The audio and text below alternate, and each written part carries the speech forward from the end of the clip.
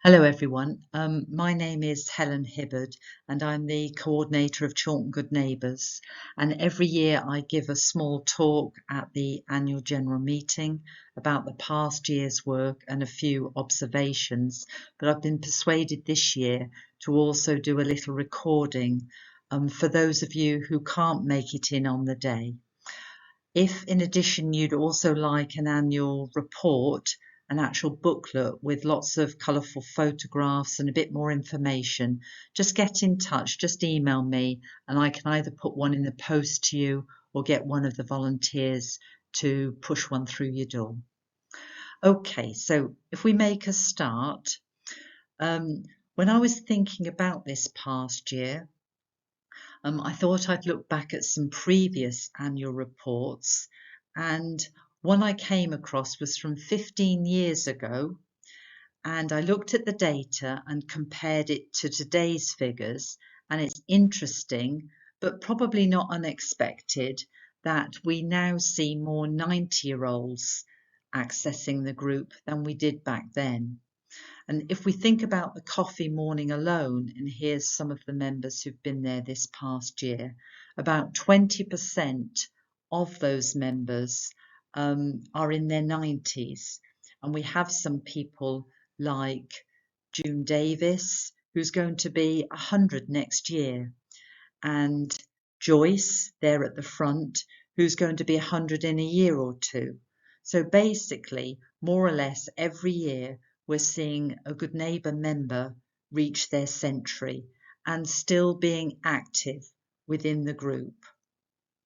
Now, when I first started here, and some of the volunteers like Arthur and Philip will back this up, it was very rare for anyone to reach their 100th birthday, and so rare that we can usually remember their names. One of the ladies was Gladys Fincham, and she got to 103. But she was incredibly shrewd, and she had Arthur and all the other volunteers running around after her, doing plenty of odd jobs. And so you know what the tactic is. If you want to get to a good old age and reach your century, then we'll see if Arthur's still available. He may be 80 or 90 himself, but he'll still want to help you out. But no, seriously, what this all means is that we're having to provide activities and services that meet a wide age range of people, so potentially 65 up to 100 or 105. Now, much is made in the media about 90-year-olds who run marathons, they get strapped on the wings of aeroplanes, or even be fencing champions. There was a lady on the radio the other day who was talking about how she took up fencing in her 70s and has become a champion in her age group. But that's probably fair to say that these aren't the norm. So what we have to do, and what we have done here at Chorlton Good Neighbours, is develop activities and services that suit the majority, and where we can, run the same activity but in slightly different ways to suit different needs and abilities. So for example, our exercise classes are already run as a graded system, from easy up to quite vigorous. And they include also Zoom for those who can't make it in on site. And here, for example, we've got Betty.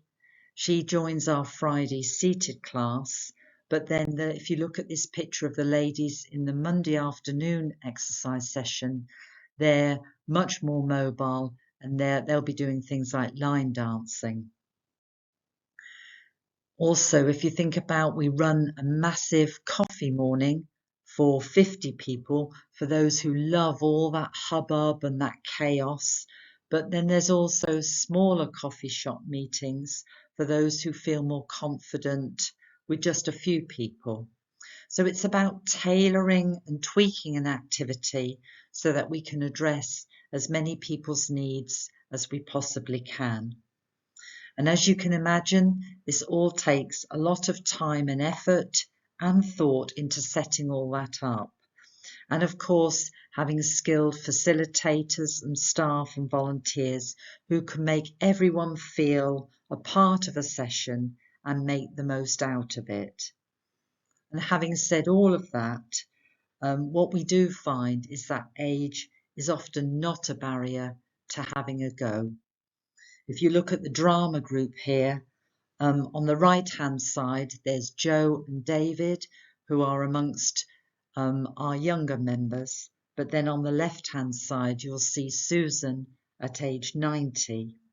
And it's brilliant just running activities where people are having a good time together and learning as they go along.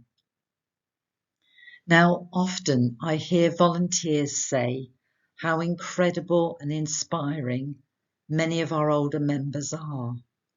They can't believe someone's the age they are because they're so sharp and they're so vibrant and they're willing to engage. So I say, carry on doing whatever you're doing, because you never know who's looking at you thinking, I want to be like that when I reach their age. And we all recognise, for example, here, Winnie, her zest for life and her willingness to have a go at anything.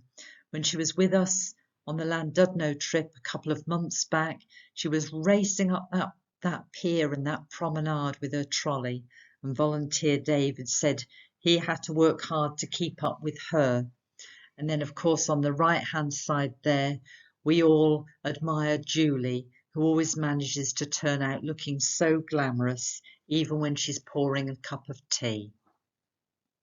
And what we always bear in mind, and we keep acknowledging, is why do we do all this? What's the charity's main aim and vision? And no matter how many surveys and questionnaires and videos we take, it always comes back to the same few answers. And people say this, that coming to Chorlton Good Neighbours makes people feel less lonely, and it stops people feeling really down and isolated. And coming to Chorlton Good Neighbours makes people happy, stops people feeling a bit low and fed up. People also say it gets people out meeting other people, gets them out of the four walls and the house doing something different. People like to learn from others that they're sitting with or sharing a session with, and they can try new things here in a safe space. And also we've heard comments about if people come to an area and new, often we know older people come and join their families. Chorlton Good Neighbours helps them settle in, get to know the area and to know new people. And it's really important that we hold on to that ideal, all of these ideals. The charity was set up 56 years ago to reduce social isolation, and it's still relevant all these years later, and it probably will be in another 50 years. And that's not to say we wouldn't adapt and change as we go along, and as though we haven't done over the past year, because we would. That's our MO, and we always try and learn from the feedback that people give, and we incorporate feasible ideas into our planning. So, for example, from a recent survey of Sunday Tea members, we learned that people want more local trips out. They want more speakers, quizzes and games, possibly a film show, and they want more singing and dancing, especially from young people. And you can see here, this was a Sunday tea when we had students from Manchester University Choral Society down, and they were absolutely fantastic. But all these things we can have a go at, so please keep making suggestions so that the group doesn't stay static. Another couple of poignant comments that came out of the survey and that stick in my mind, albeit that they're simple ones, are these three. The volunteers and drivers are amazing. Everything is made safe for us, and Chorlton Good Neighbours encourages us to be independent and to do what we can.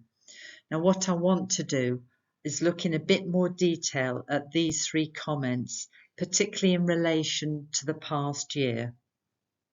So if we go back to that first comment, volunteers and drivers are amazing. Yes, they are. They really, really are. And the group would not exist or be so successful without loads of committed volunteers, each playing their part. And you can see a group of volunteers here at one of our training sessions with our trainer Deborah, and some more, a different group of volunteers. And at these sessions we talk about various challenges and the boundaries that frame their work. Staying on the theme of volunteers, of course we thank the drivers. Here's Paul there with one of his ladies, because it's the drivers that ensure we are inclusive, that we can include people who normally might not make it down on site.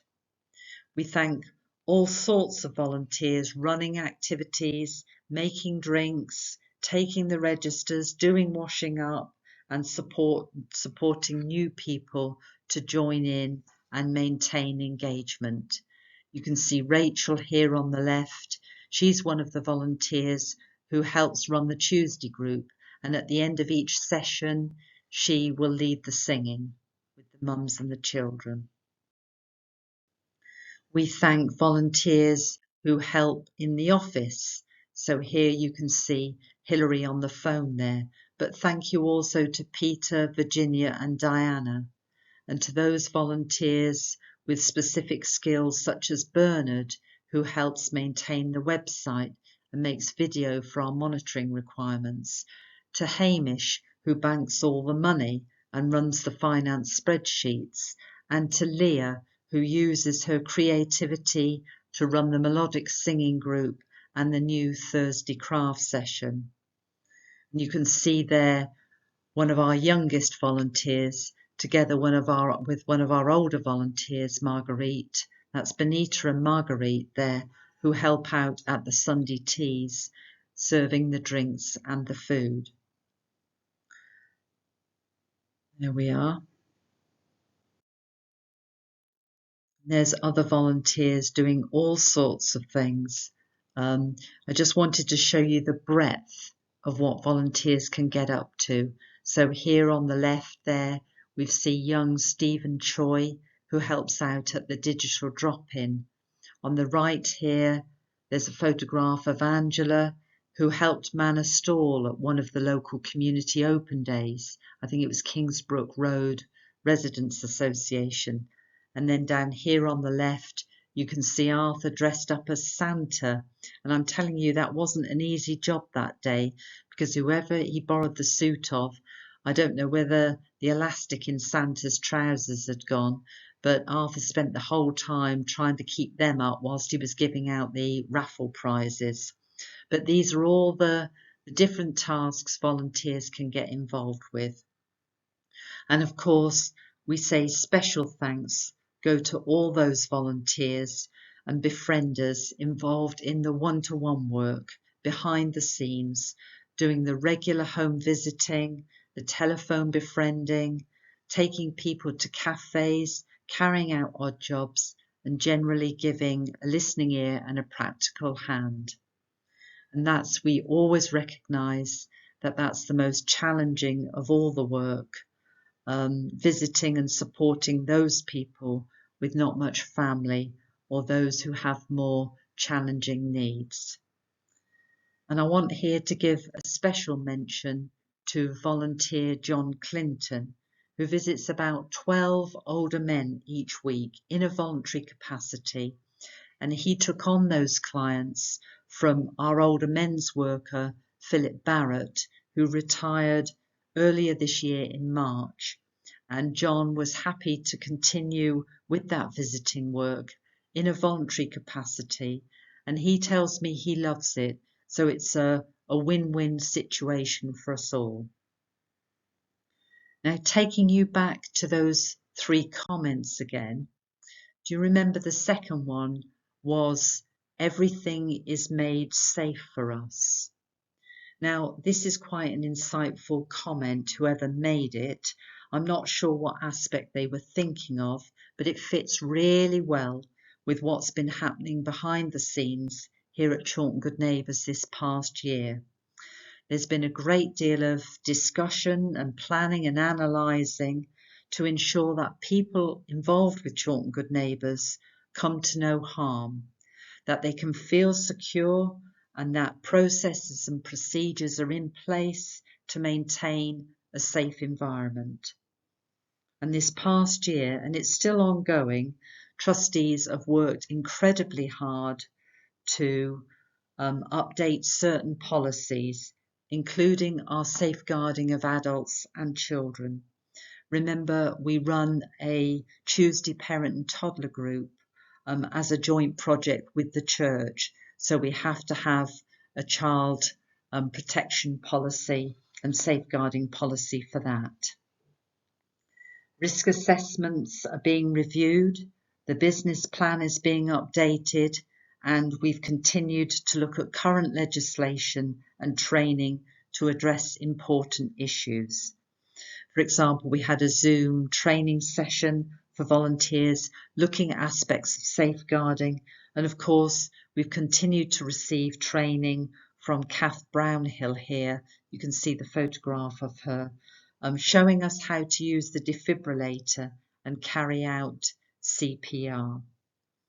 So I want to thank especially the trustees involved in all of this type of work, and in particular thank you to Andy, Kay, Treasurer Michael, Chair Ken and Secretary Kate for the time and work that they've given to this aspect of governing our charity. Now I want to take you on to the third comment, which was Chorlton Good Neighbours encourages us to be independent and do what we can. Again, it's another useful, insightful comment, and which actually ties in to our funders' agenda. That's both for the past year and for the year coming that we're in now.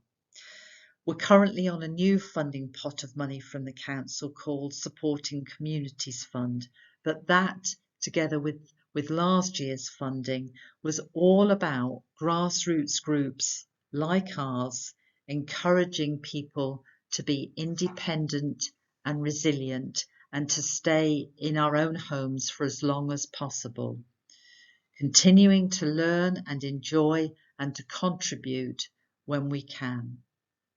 And linked to all of this is our ability to offer a warm, safe space during the current cost of living crisis and offer advice about how to cut costs and develop a greener way of living.